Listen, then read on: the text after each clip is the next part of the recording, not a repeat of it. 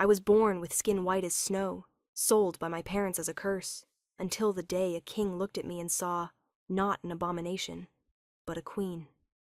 What would you do if the very thing that made others reject you became the reason someone powerful chose you above all others?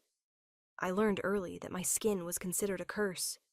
Moon-ooched, they called me, as if the night sky had stained me with its pallor. My parents' final act before selling me to the village healer was to name me Zara, after a constellation they hoped would guide me through darkness. Ironic, since darkness was the only place I felt safe. The small cottage at the edge of the dense forest had been my home since I was 7. 10 years had passed, and I still remembered the day my father placed my small hand in the wrinkled grasp of Healer Maris. "She'll be useful to you," he had said, not meeting my eyes. "The girl sees things others don't."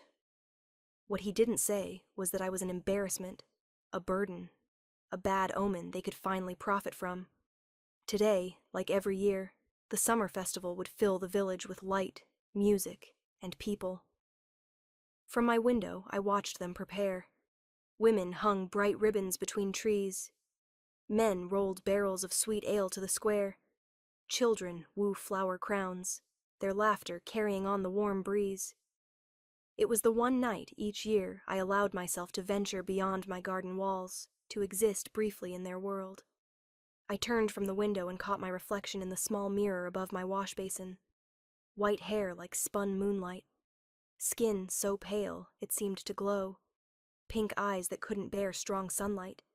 The features that had marked me as different as other, as something to fear. "Just for an hour," I whispered to myself, running my fingers through my long hair before braiding it tightly. "Just long enough to remember I'm still human."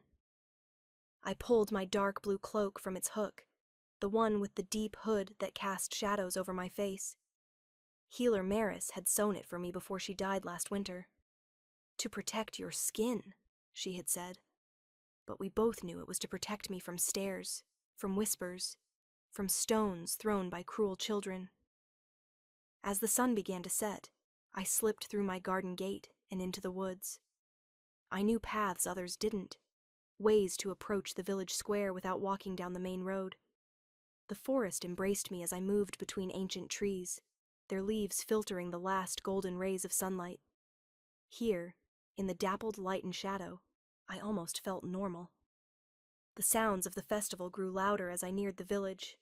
Music from pipes and drums, the happy shouts of children playing chase between food stalls. The deep laugh of the blacksmith, who always drank too much too early. I pulled my hood lower and stepped from the treeine. For 1 hour, I would be just another shadow moving between torch flames. For 1 hour, I could pretend I belonged. The air smelled of roasted meat, baked sweets, and summer flowers. My stomach rumbled. I hadn't eaten since morning, too nervous about my yearly venture to think of food. I kept my head down, moving along the edges of the square where shadows were deepest. From beneath my hood, I watched young couples dance, their bodies spinning in perfect rhythm, hands clasped, eyes locked on each other. I watched mothers bounce babies on their hips, fathers hoist small children onto their shoulders for a better view of the fire dancers, a life I would never know.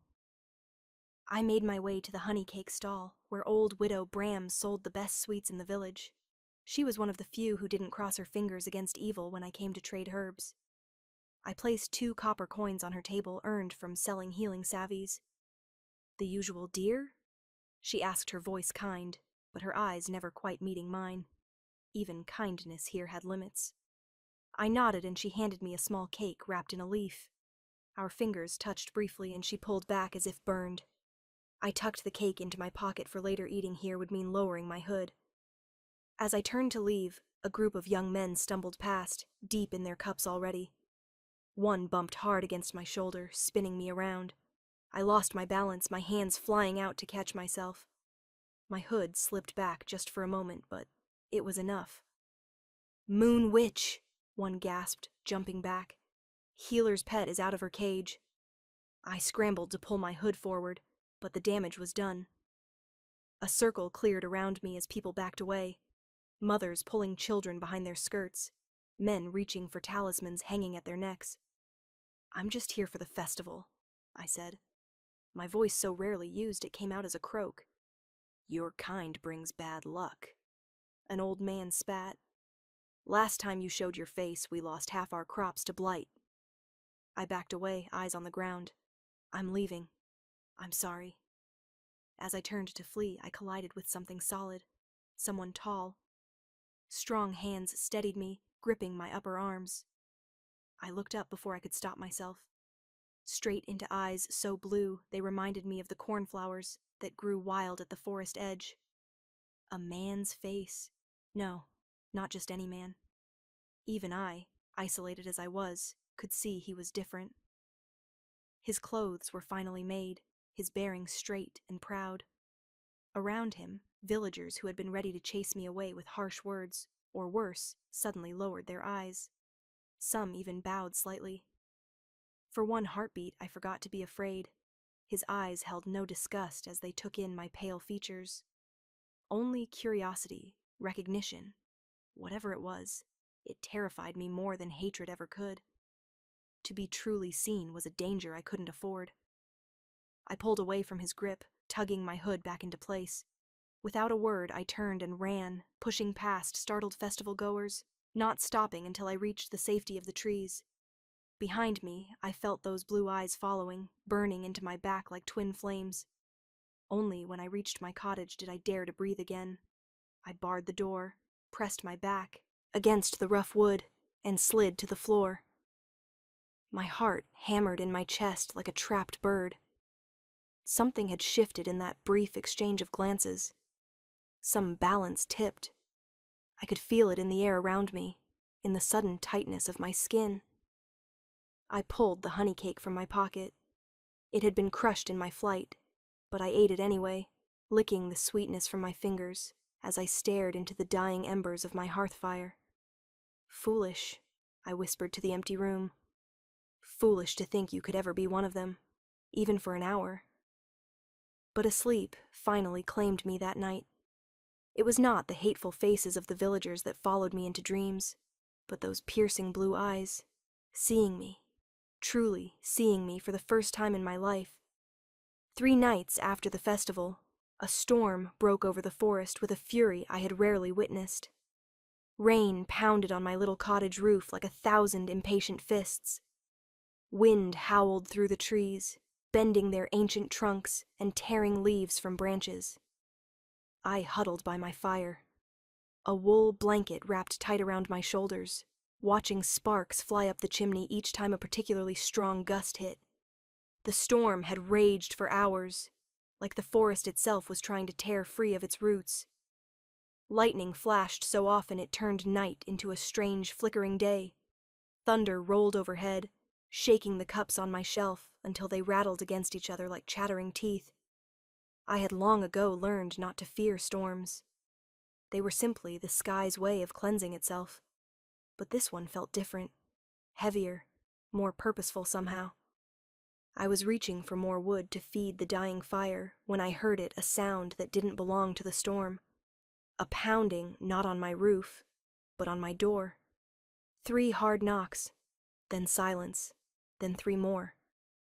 More desperate than the first. Visitors meant danger.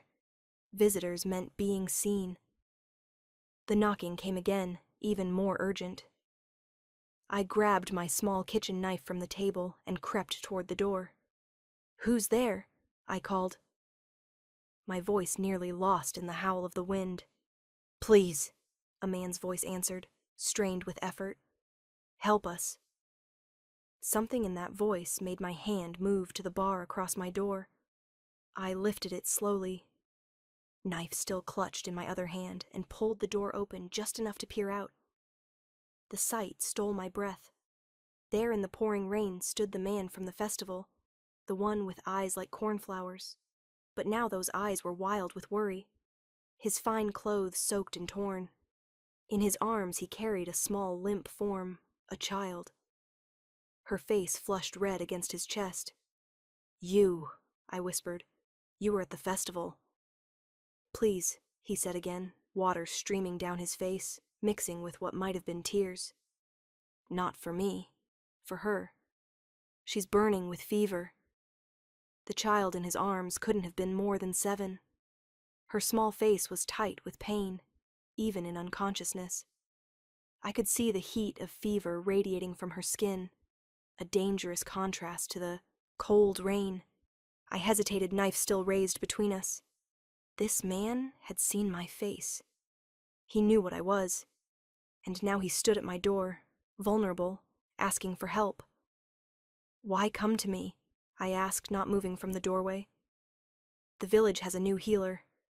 We can't go to the village, he said, his voice dropping lower. And the girl said before she fell unconscious. She said to find the moon lady in the forest. She said you would help. I felt my heart skip in my chest. The moon lady, is that what they called me in whispers? I looked at the child again, her breath coming in short, painful gasps. I recognized the desperation in the man's voice, the sound of someone who would do anything to protect someone they loved. It was a devotion I'd never known, but somehow understood bone deep. I stepped aside and opened my door wider. Bring her in quickly. The man hurried past me, carrying the child to my small bed by the fire without being told. As he gently laid her down, I noticed dark stains on his shirt, too dark to be rain. You're hurt, I said, closing and barring the door against the storm. He didn't answer, his focus entirely on the child, as he brushed wet hair from her hot forehead. Her name is Nessa, he said softly. She's been sick for days, but tonight the fever spiked. I moved to the child's side, placing my cool hand on her burning cheek. Her skin was dry despite the rain, her small body rigid with fever's grip. I could feel her pulse racing too fast beneath my fingers. She needs willow bark tea for the fever, I said, moving to my shelves of herbs and roots and Euryalpylus for the chest. I can hear congestion in her breathing. I worked quickly, mixing herbs, heating water, all too aware of the man watching my every move. When I turned back to the bed with a cup of steaming tea, he had removed his wet outer jacket and sat on the edge of the mattress, holding the girl's tiny hand in his. You'll need to lift her, I said. She must drink this. He nodded, gently, raising the child into a sitting position against his chest. With surprising tenderness for hands so large, he helped me tip small sips of the bitter tea into her mouth. Most dribbled down her chin at first, but soon she began to swallow reflexively. Good, I murmured. That's good, Nessa. Brave girl. Only when the child had taken half the cup did I turn my attention to the man. Now in the firelight I could see his wound more clearly, a deep gash across his left shoulder, still seeping blood. You need tending too, I said, setting the cup aside and reaching for clean cloths. He shook his head. The child first. She's had what she needs for now. The fever will take time to break. I dipped a cloth in clean water and held it out. Remove your shirt. That wound will fester if not cleaned. He looked ready to argue, then seemed to think better of it. With a wusichi, he pulled his torn shirt over his head, revealing not just the fresh wound, but a map of old scars across his chest and arms. This was a man familiar with violence. I am Alaric, he said as I began to clean his wound. The child is Nessa, my ward. Bandits attacked our caravan on the North Road. The others, he trailed off, his jaw tightening. I don't need your name or your story, I said, perhaps more sharply than intended. Once the storm passes and the child is stable, you'll leave. His eyes, those cornflower blue eyes, studied my face in the firelight. I was suddenly aware that my hood was down, my white hair and pale skin, fully visible in my own home for the first time to anyone but Healer Maris. You have the gift of healing in your hands, don't you? He asked quietly. They say those touched by the moon carry such magic. I pressed the cloth harder against his wound, making him inhale sharply. What they call a gift, they also call a curse. Which do you see? He didn't answer, but his gaze softened. One large hand came up to catch mine where it worked at his shoulder. For a moment we stayed frozen like that, connected by touch, separated by worlds. "Thank you," he said simply, "for helping when you had every reason not to." I pulled my hand free and turned away, busying myself with preparing a pus for the child's chest. "I help because I can," I said to the herbs I crushed in my mortar. "Not because of who asks." The storm continued to rage outside, but inside my small cottage, something shifted. The space that had always been just mine now held others their breath, their pain, their gratitude. It felt strange, frightening, and somehow like the first clear breath after a lifetime of shallow ones. "Your wound needs stitching," I said, not looking at him as I worked. "After I tend to Nessa, you've shown great kindness tonight," Alaric said. "I won't forget it." "Don't make promises, stranger," I replied, moving to place the pus on the child's chest. "The storm won't last forever." But as thunder crashed overhead and rain continued to hammer my little home, I wondered if some storms change us forever long after the skies clear. The thought should have terrified me. Instead, I felt a flutter beneath my ribs, like a bird testing wings too long kept folded. A week passed in strange harmony. Nessa's fever broke after 3 days, but the roads remained flooded from the storm. At least that was Alaric's explanation for staying. I began to suspect he simply had nowhere urgent to be an impossible thought for a man who carried authority in the set of his shoulders and command in his voice. The small girl took to me quickly, her bright eyes following me as I moved about the cottage, brewing teas and grinding herbs. She had Alaric's dark hair, but none of his solemn nature. Once her strength returned, questions poured from her like water from a spring. "Why is your hair white?" she asked on the 4th morning, sitting cross-legged on my bed while I hung fresh herbs to dry. "I was born this way," I answered, waiting for fear to cross her face. "It didn't. It's pretty," she said simply, "like fresh snow." Then without pause, "Can you teach me about the plants you use?" And so our days found rhythm. In the mornings, I taught Nessa the names of herbs in my garden, which to pick, which to leave, how to dry them properly. In the afternoons, when the sun was highest, we stayed inside where shadows kept my sensitive skin safe. I showed her how to grind leaves into pastes and steep roots into healing teas. Alaric watched us with quiet interest. His wound healed quickly. Too quickly, I thought, for a cut so deep. He spoke little, but observed much. I often caught his eyes on me when he thought I wasn't looking. On the 6th day, I found him sitting on the bench outside my cottage, whittling a small piece of wood with a knife. Shavings curled around his boots like pale worms. Inside, Nessa napped peacefully. "You avoid the sunlight," he said without looking up from his work. I stayed beneath the cottage's shadow, my arms folded across my chest. It burns my skin, blinds my eyes. The healer who raised me said I was born with the night in my blood. His knife paused. "And yet you tend a garden. I've watched you slip out at dawn and dusk." Heat rose to my cheeks, though I couldn't say why his observation unsettled me. We all find ways to survive in worlds not made for us. The whittling resumed, each stroke sure and purposeful. "In the Northern Kingdom, there are people like you. They're considered blessed by the gods, Winter's children. They serve as royal advisors, healers, oracles." I let out a short, bitter laugh. "Is that a pretty lie you tell all the freaks you encounter?" His eyes lifted to mine then, sharp and serious. "I've never lied to you, Zara." My name on his lips sent a strange shiver down my spine. I had never told him my name, which meant Nessa must have heard it and shared it. The thought of them discussing me when I wasn't present made my chest tight in a way I couldn't name. That evening, Nessa begged for a story before sleep. I pulled a worn book from my shelf, one of the few possessions I had that once belonged to my mother. The leather cover was cracked with age, the pages yellowed and soft from many readings. "Once in a kingdom far to the north," I began, my finger tracing the faded words. "There lived a girl who was afraid of the dark." Nessa snuggled closer to me on the bed, her small body warm against my side. From his chair by the fire, all Alaric watched, his hands still working the piece of wood into shape. The story told of a girl who found a fallen star that gave her courage to face the night. By the end, Nessa's eyes drooped with sleep. I closed the book and tucked the blanket around her shoulders. "Were you afraid of the dark when you were little?" she murmured, already half dreaming.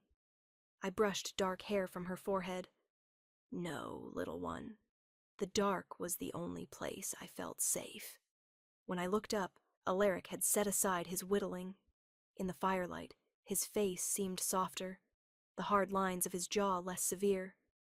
He stood and motioned toward the door. Without thinking, I followed him outside. Night had fallen fully. The sky clear after days of rain. Stars crowded the darkness above us, and a half moon cast silver light across my small herb garden. In this light, my pale skin seemed to glow faintly, as if reflecting the moon's gentle touch. Alaric stood close enough that I could feel the warmth radiating from his body. "You look most alive in moonlight," he said quietly. I should have stepped away, should have gone back inside to the safety of walls and routine. Instead, I tilted my face to the stars and breathed deeply. "It's the only time I don't have to hide," I admitted, "when darkness makes everyone equally blind." "Not equally," he said. "Your eyes see better in darkness than most, don't they?" I nodded slowly. Another curse, another difference, or another gift. His hand reached for mine. I flinched but didn't pull away. His skin was warm against my perpetually cool fingers. Difference isn't always curse, Zara. Sometimes it's exactly what's needed. We stood in silence for long moments, connected by that simple touch. When had anyone last touched me without fear or purpose? I couldn't remember. "Why are you really here?" I asked finally, my voice barely above a whisper. "You and Nessa could have reached the village days ago. The roads have been clear enough." His thumb traced a small circle on the back of my hand. "Perhaps I'm not ready to return to who I was before the storm." And who was that? He turned to face me fully, still holding my hand. In the moonlight, his eyes looked almost silver rather than blue. A man with many responsibilities and few choices. A man who had forgotten what it means to be seen for himself, not his position. I knew I should ask what position he meant, what responsibilities. But something in me feared the answers would end this strange peace we had found. So instead, I asked, "What are you carving?" "The wood you work each night." A small smile touched his lips. He reached into his pocket with his free hand and pulled out a small figure. In the moonlight, I could make out the shape of a wolf, its head raised as if howling at the moon. The detail was remarkable for such a small piece. "For Nessa," he said, placing it in my palm, "and for you to remember us by when we're gone." My fingers closed around the small carving. "You speak as if you'll leave soon. All storms end, Zare. All visitors depart." A sadness touched his voice, but not all connections fade with distance. That night, after both Alaric and Nessa had fallen asleep, I sat by the dying fire, cradling the small wooden wolf in my hands. How strange that in just 1 week, my silent cottage had transformed from sanctuary to something that would feel empty when they left. The next morning I found Alaric standing in my garden at dawn, his face turned toward the sunrise. I stayed in the shadows of the doorway, watching him. His profile was strong against the pink-gold light, his shoulders straight despite the weight I sensed they carried. "I know you're there," he said without turning. "You move quietly, but not silently." I stepped out, staying beneath the cottage's overhang where the early light couldn't reach me. Old habit. People don't notice what moves in shadows. He turned then, his eyes finding mine across the dew-damp garden. "I would notice your absence, Zara, even in the darkest shadow." Something dangerous unfurled in my chest at those words. Something like hope. Hope is a luxury for those who haven't learned that the world takes what it wants from you, regardless of what you're willing to give. I had learned that lesson early, and well. And yet, "Will you read more stories today?" he asked, changing the subject as if sensing my discomfort. I nodded. Nessa enjoys them. It helps her heal. And you? What helps you heal, Zara? The question caught me off guard. No one had ever asked what I needed. What helped me? I had always been the healer, never the healed. I don't know, I answered honestly. I've never thought about it. Alaric crossed the garden to stand before me, close enough that I had to tilt my head back to meet his gaze. Perhaps it's time you did. Dawn broke gentle and pink over my cottage the next morning, light spilling through the trees like honey. I woke to the sound of Nessa's laughter in my garden, a sound so rare in my life that for a moment I thought I was still dreaming. The child's voice rose and fell in happy chatter, punctuated by Alaric's deeper tones. I dressed quickly, wrapping a light shawl around my shoulders, despite the growing warmth of the day. My pale skin would reen and burn within minutes of direct sunlight. Another reminder of my difference. I moved to the window, peering through the wavy glass to see Alaric lifting Nessa high to pick apples from the lone tree at the garden's edge. "Higher," she squealed, reaching for a bright red fruit just beyond her fingertips. Alaric obliged, his strong arms raising her as if she weighed no more than a feather. "Any higher and you'll fly away," he teased. The sight made my chest ache with a feeling I had no name for. They looked like what I imagined a family might be connected by something deeper than blood or duty. I had never known such easy joy, such casual affection. I was still watching when Eric suddenly stiffened, his head turning sharply toward the forest path. He lowered Nessa quickly, saying something I couldn't hear through the glass. The child's smile disappeared. She ran to the cottage door, which flew open a moment later. "Zara!" Nessa cried, her small face pinched with fear. "People are coming." I moved to the door just as Arik reached it. His body blocked the entrance, one arm keeping Nessa behind him. "Village guards," he said in a low voice. With the magistrate, cold fear washed through me.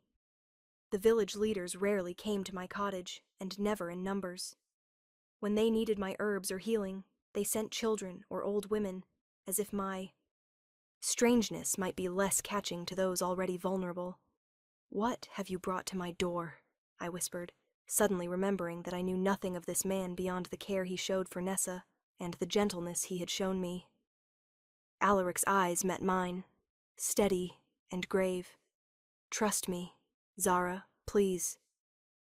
From the path came the sound of horses and men approaching, the jingle of metal weapons or chains. I couldn't tell. My heart hammered against my ribs like a trapped bird.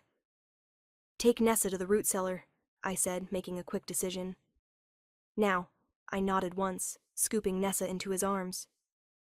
I led them to the back of my one-room cottage, pulling up the hidden trapdoor in the floor. Below, rough honeyed steps led to a small cellar where I stored roots and winter preserves. Alaric lowered Nessa down, then paused, his hand catching mine. "Whatever happens," he said, "remember what I told you about the Northern Kingdom." Before I could ask what he meant, a pounding came at my door. A lyric disappeared into the cellar and I dropped the rug back over the trapdoor. I smoothed my skirts, pulled my shawl tighter around my hair, and moved to answer. "Open, in the name of Lord Cassius." A voice called through the wood. I unbarred the door with shaking hands.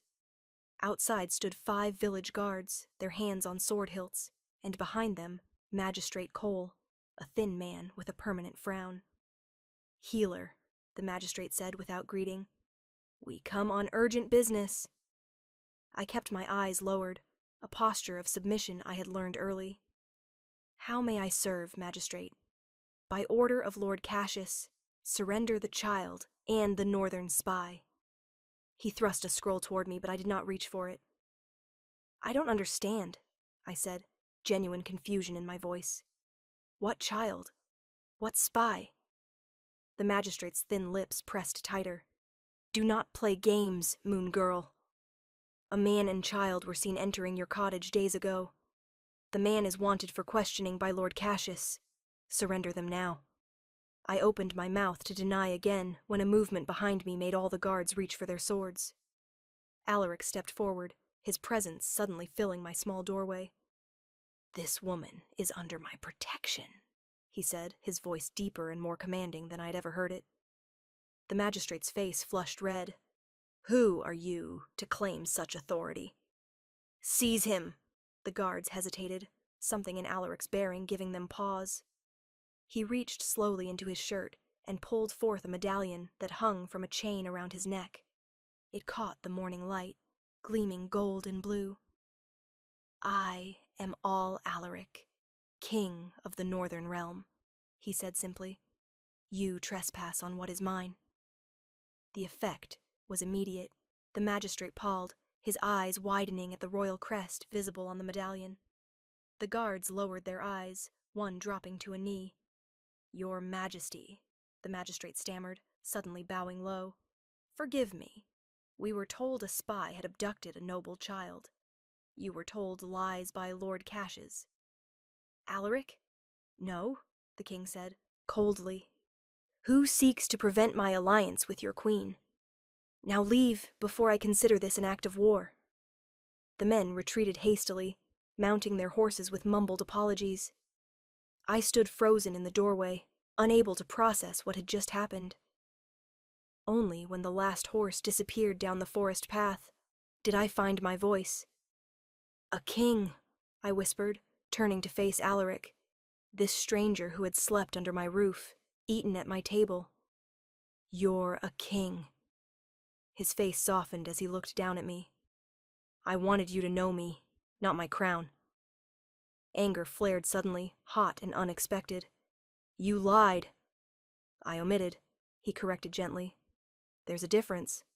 The trappoor lifted, and Nessa poked her head out. Are they gone? I turned away from them both, moving to my herb table, where I began crushing dried leaves with more force than needed. The wall I'd built around myself for protection suddenly felt like a prison. I'd let him in. This stranger. This king. And now I stood exposed, a fool who'd believed herself special rather than simply useful. Why come here at all? I demanded, not looking at either of them. Why not go to the village, reveal yourself, command whatever help you needed? Because Cases has spies in every village, all said, helping Nessa from the cellar. We were attacked on purpose to prevent me reaching your queen with a treaty proposal. Had I revealed myself in the village, word would have reached him within hours. And me? Why trust a moon-touched outcast? My voice cracked on the words. Because you are like those revered in my kingdom, he said, moving to stand beside me. Because I saw your gentle hands and kind heart beneath your fear. And because Nessa saw in you what I did someone true in a world of lies. The child slipped her small hand into mine. I told you she would help us, she said, looking up at Alaric. The Moon Lady is good. I pulled my hand free from hers, the anger draining away, leaving only confusion and hurt in its wake. And now that the magistrate knows who you are, what happens to me when you leave? They already feared me. Now they'll wonder what a king wanted with a freak like me. Come with us, Alaric said simply, to the northern kingdom, where your differences are honored, not feared. I looked into his eyes, those blue eyes that had seen me, truly seen me. From the first moment at the festival, for the first time, I understood the weight behind his gaze. The authority I had sensed, but couldn't name. Kings don't travel alone with children, I said softly. Where are your guards? Your servants? Dead or scattered in the ambush, he answered, a shadow crossing his face. Nessa and I barely escaped. I am not just any king, Zara. I am a king who believes in seeing with his own eyes, in knowing his allies and his enemies firsthand. Outside, a bird called a warning. Eric moved quickly to the window, peering out. They've returned, he said grimly. With more men, my heart sank. The magistrate didn't believe you, or Cassius's gold speaks. Louder than my title. Alaric turned to me, his face set in hard lines. We need to leave now. Is there another way out? I nodded, moving to the back of the cottage. Through the garden, then the stream path. It will lead us deeper into the forest where they won't follow. Nessa grabbed her small pack while Eric collected his sword. I hesitated, looking around. The only home I had known for 10 years. Everything I owned was here. My books, my herbs, my mother's few keepsakes. Zara, Alaric said gently, we must go. I grabbed only my medicine bag and my warmest cloak. As the sound of horses drew nearer, we slipped out the back door and into the shadows of the forest, leaving behind the life I had built from others' rejection. Ahead lay only uncertainty and the strange new feeling of not facing it alone. We traveled through the forest for 3 days, following streams and animal paths where horses couldn't easily follow. Eric moved with the confidence of someone used to the wilderness, finding edible plants and setting snares for small game. Nessa kept her small hand tucked in mine whenever the path grew steep or when darkness fell. On the morning of the 4th day, we reached a wide clearing where a small camp had been set up, 3 tents, and a cook fire, with men in blue and silver uniforms standing guard. Relief washed over Alaric's face at the sight. My royal guard, he explained, seeing my hesitation. Those who weren't with me during the ambush, they've been waiting at our fallback point. A tall man with a graying beard rushed forward as we approached. Your Majesty, we feared the worst when you didn't arrive on schedule. Alaric clasped the man's arm in greeting. Captain Thorne, I'm pleased to see you and the others safe. The captain's eyes moved to Nessa, his face softening as she ran to hug him. Then his gaze landed on me, standing half hidden in the shadow of a large oak. I saw the moment he noticed my white hair and pale skin, the slight widening of his eyes, the quick look to his king for explanation. This is Zara, Alaric said, motioning me forward. She saved both our lives. She is under my protection and will travel with us to the capital. Captain Thorne bowed to me. No trace of fear or disgust in his manner. We are in your debt, my lady. My lady, no one had ever addressed me with such respect. I didn't know how to respond, so I simply nodded, keeping my eyes lowered. The camp sprang into action at their king's arrival. Fresh clothes were brought for all of us. Food was prepared, and a tent was set aside for my use. I sat by the fire, wrapped in a cloak too fine for my rough hands, watching as Alaric spoke with his men. He moved differently here, his shoulders straighter, his voice more commanding. This was the king, not the quiet man who had carved a wooden wolf by my hearth. Nessa brought me a plate of food, sitting close beside me. Will you tell me a story tonight? She asked, as if we were still in my cottage, rather than a military camp, in the wilderness. I smoothed her dark hair. Of course, little one. Later, when the stars appeared and the camp grew quiet, Alaric found me sitting alone by the remains of the fire. The guards kept a respectful distance, though I could feel their curious glances. We ride north at dawn, he said, taking a seat beside me on the fallen log. There's a coastal road that will be safer than cutting back through Cases's territory. I nodded, staring into the glowing embers. And then we reach the northern capital in 8 days if the weather holds. From there I must try again to forge an alliance with the Southern Queen. Without it, war is certain. War. The word hung between us heavy and dark. I thought of my small cottage, my garden, the simple life I had built. How far that world seemed now. You never said why Cassius opposes this alliance, I said quietly.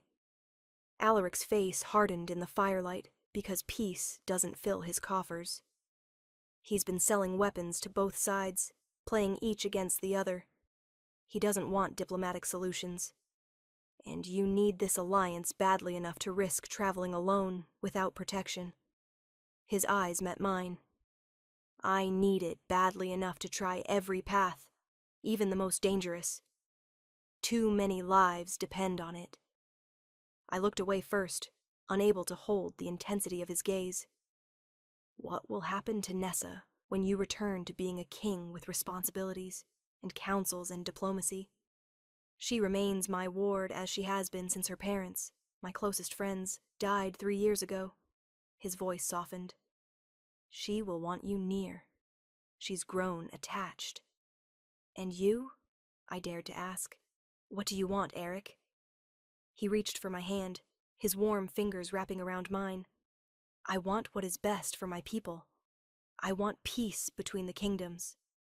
He paused, then added more quietly, and I want you to find a place where you're valued for your gifts, not feared for your differences. Not a declaration of feeling, not a promise of a future together, just another kind offering from a man, a king, who had shown me more kindness in 2 weeks than I had known in my entire life. I should have been grateful. Instead, I felt a hollow ache beneath my ribs. It's late, I said, pulling my hand from his. Nessa will be waiting for her story. The next morning, as we prepared to depart, a messenger arrived on a horse lathered with sweat from hard riding. He spoke urgently with Eric and Captain Thorne, his face grave. I stood with Nessa, helping her fasten her cloak, but I could see the change come over, his body tensing, his jaw tightening. He crossed to us quickly. There's been a development, he said, his voice low and controlled. Lord Cassius has moved his forces to the border. My council fears an imminent attack. Fear clutched at my heart. What will you do? I must return immediately.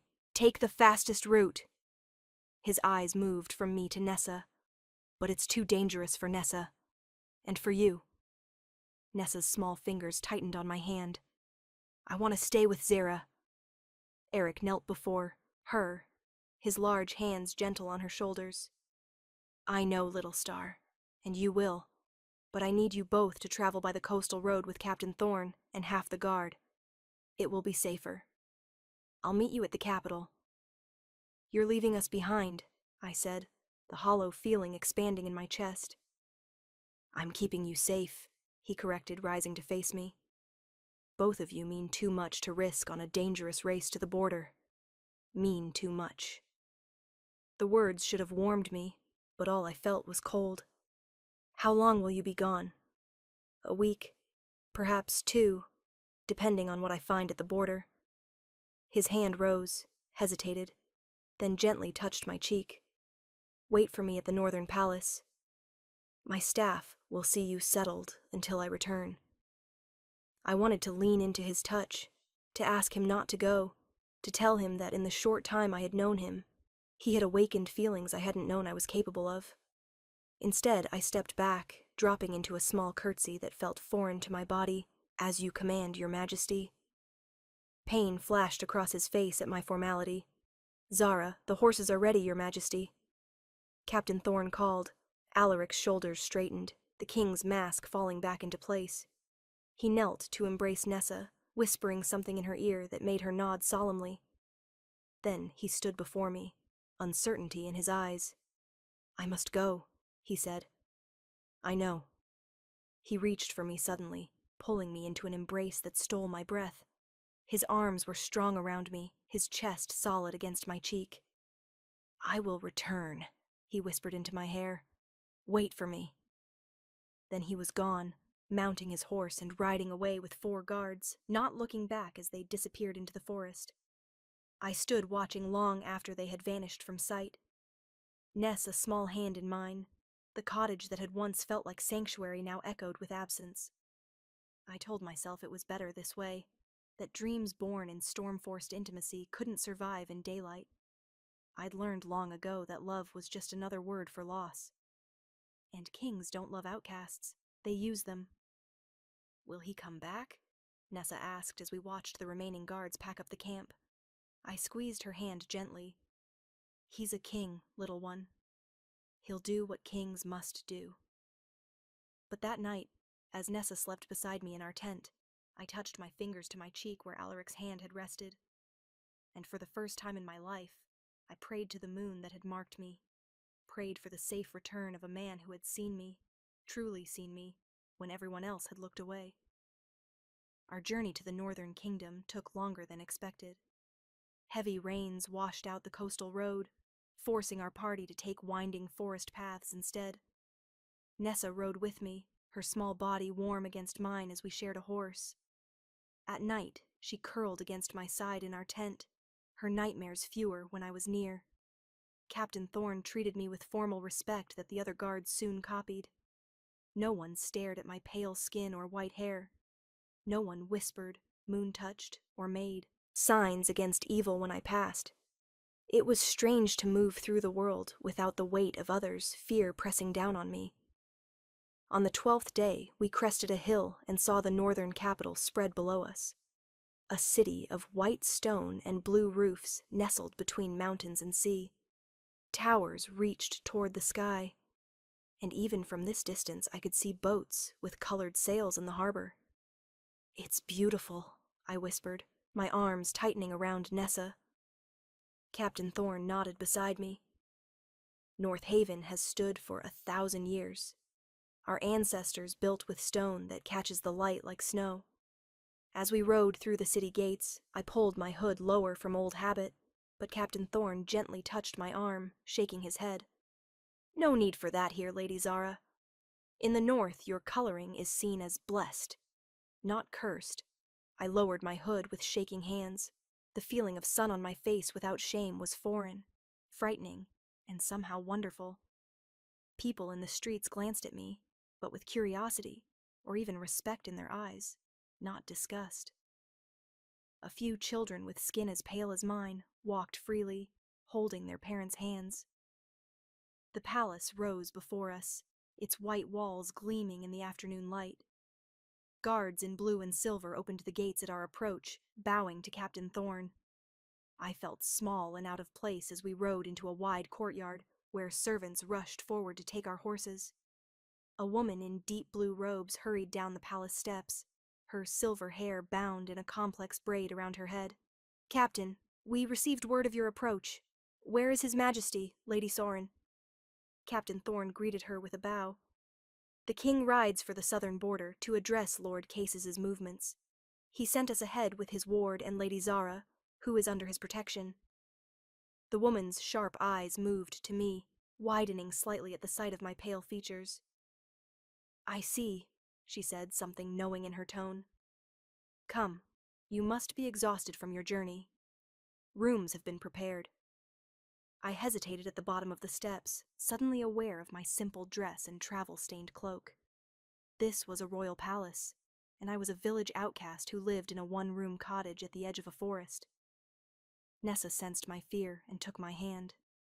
"It's okay," she whispered. "Alaric said we would be safe here." For her sake, I climbed the steps. Lady Soren led us through grand hallways with ceilings so high I had to tilt my head back to see them. Tapestries depicting snowy mountains and ancient battles lined the walls. Servants bowed as we passed, their eyes lingering on me with open curiosity. "These will be your chambers," Lady Soren announced, opening a door to reveal a suite of rooms larger than my entire cottage. "The child's room connects to yours. Anything you require, you need only ask." When she left, I stood frozen in the center of the room. A bed with blue silk coverings dominated one wall. A window seat looked out over the city and the sea beyond. A table held a bowl of fresh fruit and a pitcher of water. Everything spoke of wealth and comfort beyond anything I had known.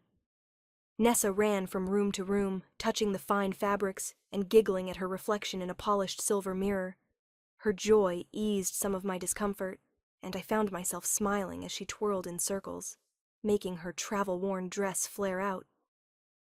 That night, servants brought hot water for bathing and clean clothes that somehow fit us perfectly. Nessa fell asleep quickly in her new bed. Exhausted from our journey, I sat by the window, watching the moon rise over the sea, wondering where was and if he was safe. 2 weeks passed in a strange, dreamlike state. Each morning, tutors came for Nessa, treating her return as routine. Each afternoon, I explored the palace gardens, which held healing herbs I had never seen before. Lady Soren visited daily, teaching me court customs with brisk patience, but of all Eric, we heard nothing. Then, on the 15th day, everything changed. I was in the garden harvesting mint for a tea to help Nessa sleep when Lady Soren found me. Her face was tight with worry. "Come quickly," she said. "There's news you should hear." I followed her to a large room where maps covered the walls. Several men in fine clothes stood arguing around a table. They fell silent when I entered. "Lady Zara," one man said, his tone making the title sound like a question. Lady Sauron's hand pressed firmly against my back. "Tell her what you just told me, Lord Bran." The man cleared his throat. "We've received word that Lord Cass has taken ill. Gravely ill. He claims he was poisoned by a northern witch sent by King Alaric." Cold fear gripped my heart. What does this have to do with me? The description of this alleged witch matches you, my lady. Pale skin, white hair. "That's absurd," I cried. "I've been here for 2 weeks. I haven't left the palace grounds." "We know," Lady Sauron said quickly. "But Lord Cass has seized on this as an excuse to break diplomatic relations. He's demanded that King Alaric surrender the witch to southern authorities for questioning." "And the king's response?" I asked, my voice barely a whisper. The men exchanged glances. Lord Bran spoke carefully. His Majesty refused. Of course, he declared that no one under his protection would be surrendered based on false accusations. Relief washed through me, followed quickly by fresh fear. Where is he now? Returning to the capital. He should arrive within days. 2 mornings later, a messenger arrived at my chambers before dawn. "Lady Zira," he said, bowing low. "Your presence is requested in the great hall immediately." I dressed quickly, my hands shaking as I braided my hair. Had Alaric returned, or was there more bad news from the south? The great hall was filled with people when I arrived. Lords and ladies in fine clothes lined the walls. Guards stood at attention by every door. At the far end of the room, a group of men in unfamiliar uniforms stood before a raised dais, wherein ornate chair sat empty. Lady Sauron materialized at my side, her hand gripping my elbow. "The magistrate from your village is here," she whispered, with an official document from the Southern Queen. Before I could ask more questions, trumpet sounded. The crowd parted as a side door opened and Alaric strode in. He wore a blue tunic with silver embroidery and a circlet of silver on his brow. My breath caught at the sight of him. He seemed taller, more remote, every inch a king. His eyes swept the room, landing on me for the briefest moment before he ascended the dais and took his seat. Only then did I notice Nessa standing to one side, her small face solemn in a way that made my heart ache. "We recognize the representatives of the Southern Queen," Alaric said, his voice carrying throughout the hall. "Speak your piece." To my horror, Magistrate Cole stepped forward from the group of unfamiliar men. His thin face looked pinched and sour, his eyes avoiding mine as he unrolled a scroll. "By order of Her Majesty, Queen Alar of the Southern Realm, and at the request of Lord Cassius, we come to claim custody of the woman known as Zara, healer of Westwood Village." His voice rang with false authority. "She is charged with illegal practice of magic, poisoning attempts against a noble, and evading lawful arrest." Murmurs swept through the crowd. I felt dozens of eyes turn to me, and it took all my strength not to pull my old hood over my head, to hide, as I always had. Furthermore, the magistrate continued, "The child known as Nessa is to be returned to the custody of Lord Cassius, her lawful guardian, following the deaths of her parents." Gasps echoed through the hall. Nessa made a small sound of distress, and a lady in waiting quickly moved to her side. Alaric's face betrayed nothing, but I saw his knuckles whiten as his hands gripped the arms of his chair. "These claims are false," he said, his voice dangerously calm. "Nessa has been my ward for 3 years, by written decree of her parents before their deaths, and Lady Zara has been under my personal protection since she saved both our lives. She has not left the Northern Kingdom in weeks." The magistrate sniffed. "Lord Cassius has sworn testimony that the witch used her powers to send poison across the border. Her kind are known for such dark abilities." "Enough." Alaric's voice cracked like thunder. "You will not speak of Lady Zara in such terms in my court." I stepped forward then, unable to remain silent any longer. I am not property to be seized, I said, my voice steadier than I felt. I am not an affliction to be studied. I will not go. The magistrate's face reddened. You have no choice, Moon Witch. The treaty between our kingdoms requires the surrender of criminal suspects. A treaty not yet signed, Alec countered, and one that would never permit the surrender of innocent subjects based on superstition and lies. I looked to Nessa, who watched with frightened eyes. Something hardened inside me, a resolve I had never known before. I would not let them take her back to Lord Cassius. I would not let them use me to start a war. The child you claim belongs to Lord Cass is under my protection now, I declared, moving to stand beside Nessa. Whatever you believe about me and my kind, she is innocent. I will not allow you to use her as a pawn in your lord's games. The magistrate sneered. Bold words from a village outcast. Guards seize her. No one moved. The northern guards remained at attention, their eyes on their king. Even the southern soldiers hesitated, seeming to sense that they stood on dangerous ground. I lifted my chin and met the magistrate's gaze directly. Leave or discover what else the moon has gifted me besides pale skin. A tense silence filled the hall. Then, to my surprise, Eric laughed a short, sharp sound filled with genuine amusement. He stood from his throne, all eyes turning to him. I believe you have your answer, magistrate, he said. Now leave my court before I consider this an act of aggression requiring a military response. The magistrate and his men left with clenched jaws and stiff backs, their boots echoing on the marble floors as they retreated from the great hall. Only when the massive doors closed behind them did I realize I had been holding my breath. My knees felt weak with relief and lingering fear. Nessa pressed against my side, her small face buried in the folds of my dress. Alaric descended from the dais, his surlet catching the light as he moved. The crowd parted before him, heads bowing respectfully. When he reached me, he stopped, something softening in his regal bearing. Are you well, Zira? He asked, his voice low enough that only I could hear. I nodded, not trusting my voice. Up close, I could see the shadows under his eyes, the new lines etched around his mouth. He looked tired, worn thin by whatever battles he had fought at the border. My lords and ladies, he addressed the court without looking away from me. I must speak with Lady Zira privately. We will reconvene the council at midday. Murmurs filled the hall, but no one objected. Lady Soren appeared at my elbow once more.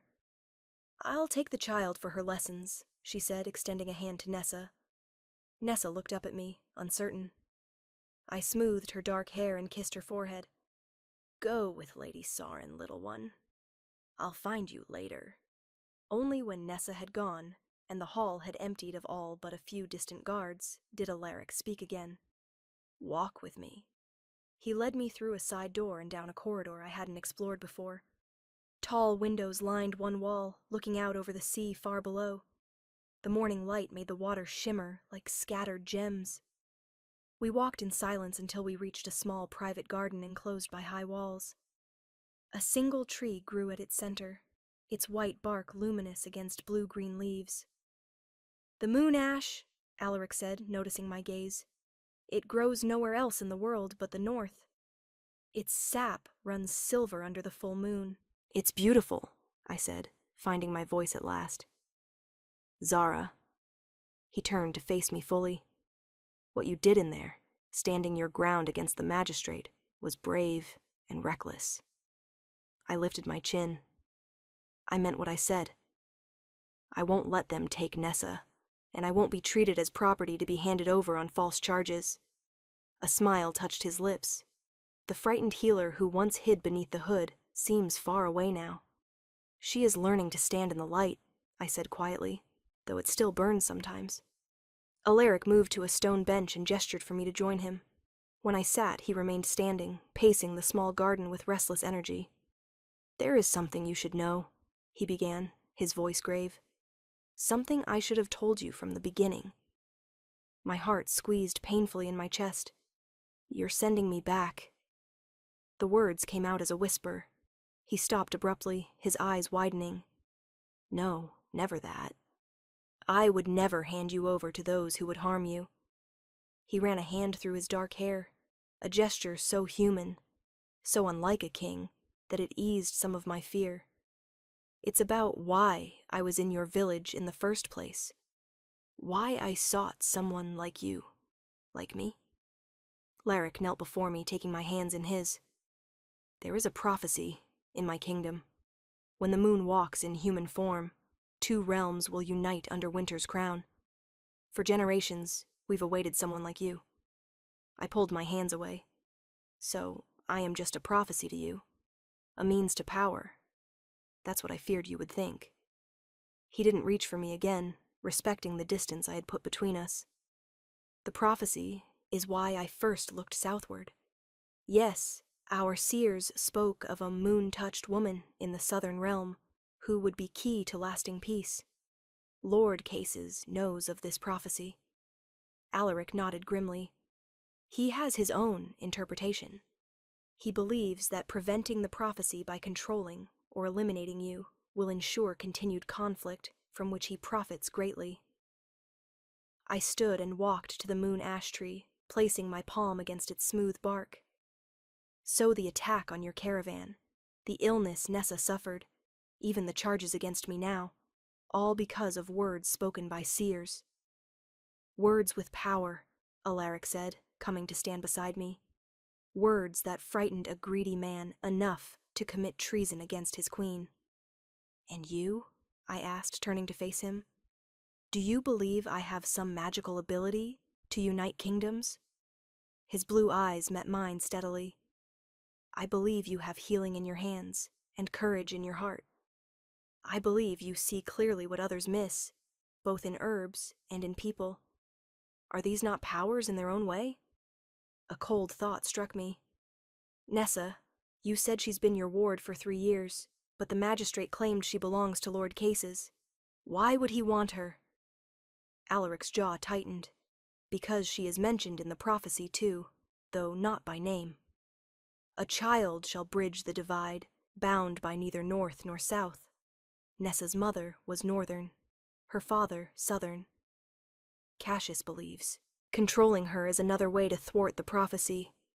You used me, I said softly. You came to my village hunting a myth, a tool for your political aims. No. Alaric took my shoulders gently, forcing me to look at him. The prophecy led me to look for you. But it was the woman who heals with gentle hands, who reads stories with different voices for each character, who gardens in twilight. That's who I returned for. That's who I... He stopped, something vulnerable crossing his face. Who you? What? I whispered. Instead of answering, he released me and walked a few paces away. There's more you should know. Lord Cassius has not only made accusations against you, he has raised an army. Our scouts report they're marching north, burning villages as they come. Fear clutched at my heart. My cottage? The village? I sent riders as soon as I learned of his movements. The villagers were evacuated to safer ground. He hesitated. Your home was already burned when they arrived. I'm sorry, Zara. The news should have devastated me, but strangely, I felt only a distant sadness. That cottage had been both sanctuary and prison, a place I had existed, but never truly lived. And now, will there be war?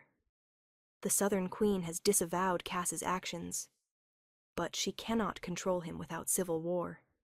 He's gathered too many supporters with promises of northern riches. Alaric's face was grim. I've called up our armies to defend the border, but without the alliance, the prophecy speaks of bloodshed seems inevitable.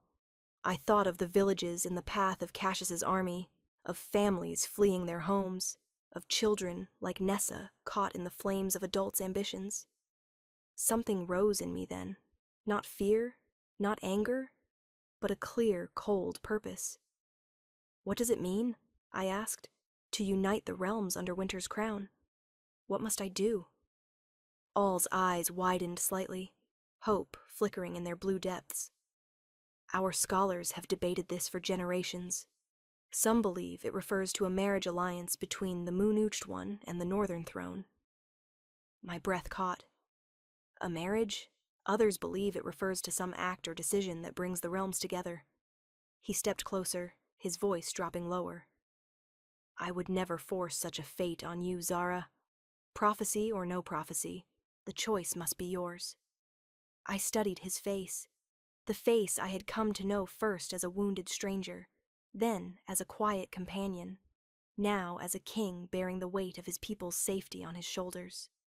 Yet beneath the crown and the title, I still saw the man who had carved a wooden wolf by my fire, who had held Nessa with gentle hands, who had looked at my difference and seen beauty. And if I choose to help fulfill this prophecy, I asked, what then? Something sparked in his eyes, hope perhaps, or something deeper.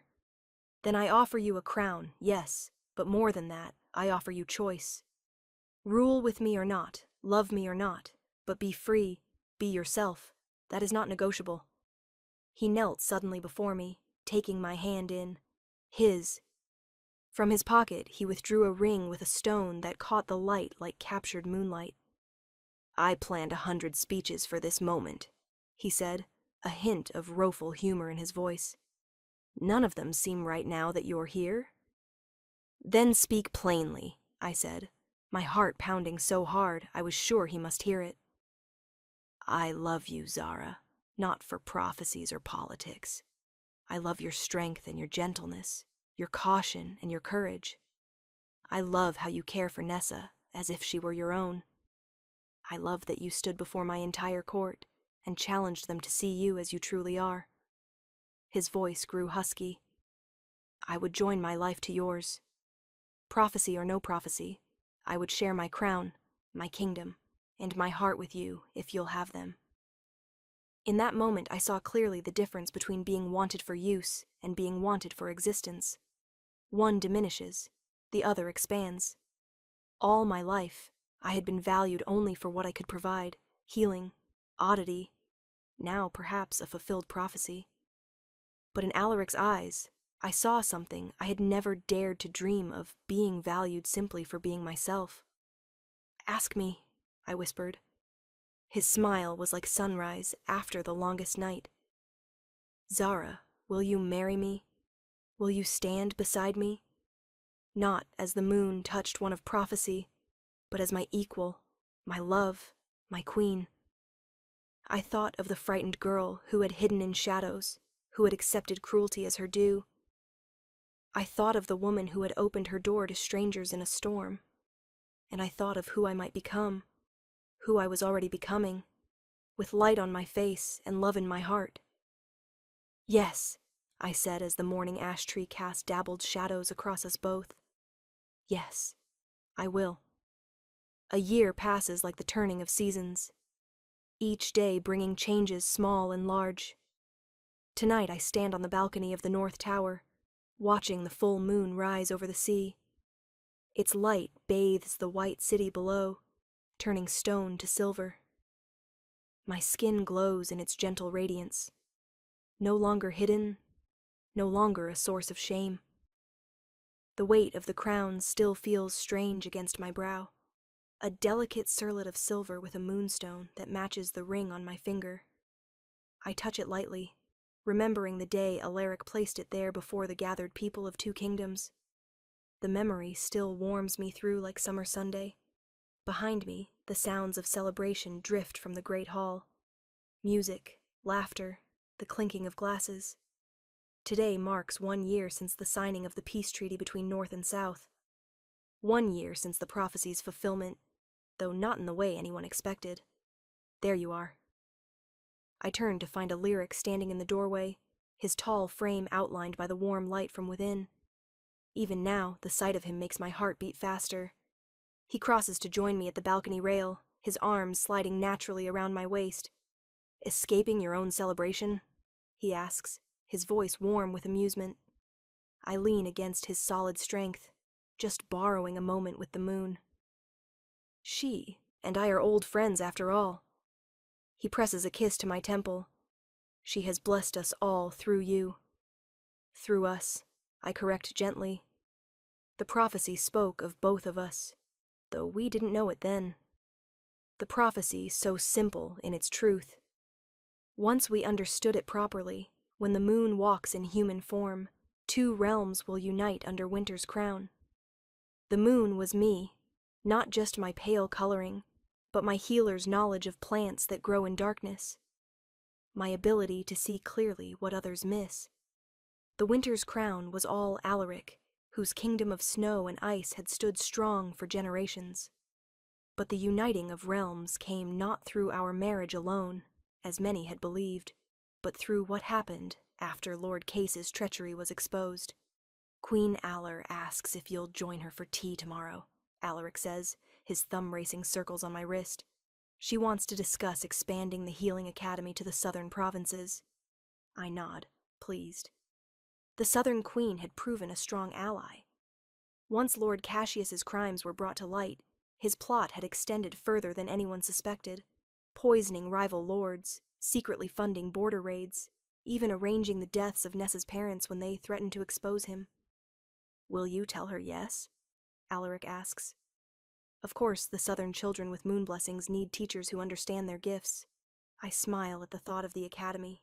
My first act as queen. A place where children like me learn to use their differences as strengths rather than hiding them as curses. The door to the balcony opens again and Nessa appears. At 8 years old now, she has grown taller, her dark hair braided elaborately for the celebration. She wears a junior healer's pendant around her neck, my gift to her when she began her training. Queen Zara, King Alaric, she calls, excitement brightening her voice. The other children want to hear the story again about how you saved the king and united the kingdoms. Behind her, a group of children peers shyly around the doorframe. Some have skin as pale as mine, white hair gleaming in the moonlight. Others look like any northern or southern child, but all wear the same eager expression, hungry for tales of adventure and hope. Alaric chuckles again. They've heard it a dozen times. But it's the best story, Nessa insists. Please. I exchange a glance with Alaric, who nods with a smile. Very well, I say, holding out my hands to the children. Come, let's sit in the moonlight where all good stories should be told. The children settle around me on the wide balcony, their faces turned up like flowers seeking light. Alaric sits beside me, Nessa leaning against his knee. Below us, the city stretches to the sea, peaceful under the moon's gaze. The true story isn't about saving a king or uniting kingdoms. I begin touching my crown, a circlet that once seemed an impossible dream for a village outcast. It's about a woman who learned that differences aren't flaws, they're gifts, waiting for the right eyes to recognize their value. All takes my hand, bringing it to his lips. Tell them how you stood against a dozen guards with only a kitchen knife and the fiercest heart in the realm. I laugh, squeezing his fingers. It was 3 guards, and I was terrified. Not too terrified to stand your ground, he reminds me. Not too terrified to change your fate. I look at the children's rapt faces, especially those with pale skin like mine. Children who once might have been hidden away, or sold as I was. Now they serve proudly in court, study at the academy, walk in sunlight and moonlight without shame. The most powerful magic isn't in spells or prophecies, I tell them. It's in choosing yourself again and again. Even when the world tells you that you are less, especially then a small girl with skin like fresh snow raises her hand. Is it true, Lord? Cassius tried to steal you away? I nod solemnly. He feared what the prophecy meant. He didn't understand that fighting fate only brings it to pass more surely. What happened to him? Asks a boy with eyes as pink as mine. He chose darkness over light, hatred over understanding. Alaric answers. When his treachery was exposed, he fled rather than face justice. They say he lives in exile now, far beyond our borders. What Alaric doesn't say is that Case's fall opened the way for peace. With his war-mongering influence removed, Queen Alar eagerly accepted the alliance Alaric had first journeyed south to propose. The border disputes ended, trade routes opened, and most importantly, Those born with moon blessings in the south were no longer persecuted, but protected by royal decree. And the village, Nessa prompts, tell them about the village. My heart swells at this part of the story. After peace was secured, I had asked for one boon, that my home village be granted royal protection and a special charter. Now it serves as a haven for those with gifts of healing. Regardless of their appearance or origin, the same people who once shunned me now welcome moon-blessed children from across both realms, taught by healers trained at my academy. Sometimes I tell the wide-eyed children, the place that once rejected you becomes the ground where new acceptance grows. The village that sold me because of fear now teaches others to see differences as strengths, not curses. A bell rings from within the palace, signaling the feast is about to begin. The children groan in disappointment. Go on, I tell them with a smile. There's honey cake for dessert, the same kind a widow once sold to a frightened girl at a festival. They scamper away, all except Nessa, who lingers. Will you and Father join us soon, Father? The word still brings tears to my eyes. 6 months after our wedding, Alaric and I formally adopted Nessa as our daughter and heir. She, who was once described in prophecy as a child bound by neither north nor south, now represents the future of both realms. We'll be right there, little one, promises. When she leaves, he turns to me, his eyes reflecting the moonlight. Happy, my love.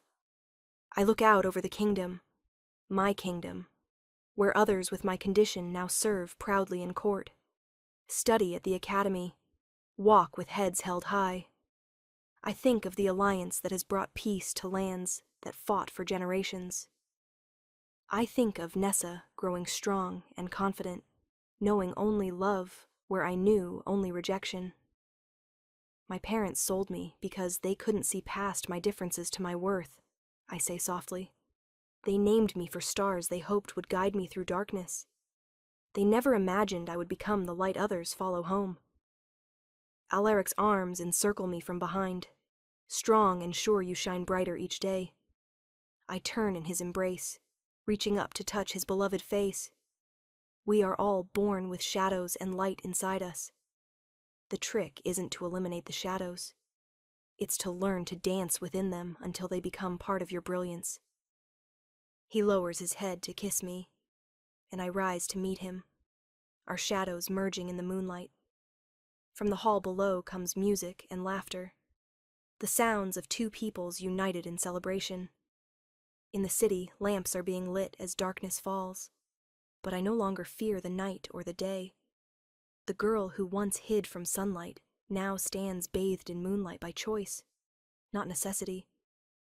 My skin once marked as cursed now shines as blessed. The village that sold me now sends delegations to honor me. The prophecy that some feared has brought peace instead of destruction, and the heart that once knew only loneliness now overflows with love. Alaric offers me his arm. Shall we join our people, my queen? I take it, feeling the strength in him that matches my own. Together we walk from the balcony toward the light and music of the great hall, our shared shadows creating something stronger than either could be alone. A family forged not by blood but by choice. A kingdom united not by force but by understanding. A love born not from prophecy but from seeing each other clearly, even in darkness. Especially then, as we step into the great hall, the warmth of 1,000 candles wraps around us like an embrace. Banners of blue and gold hang beside southern crimson and silver, symbols of unity woven from old enemies. Nessa waves from the high table, her face alight with joy as she chats with Queen Aller, who has become like an aunt to her. Alaric squeezes my hand. Our story isn't finished, Zara. It's just beginning. I smile, my pink eyes meeting his cornflower blue. Then let's write the next chapter together.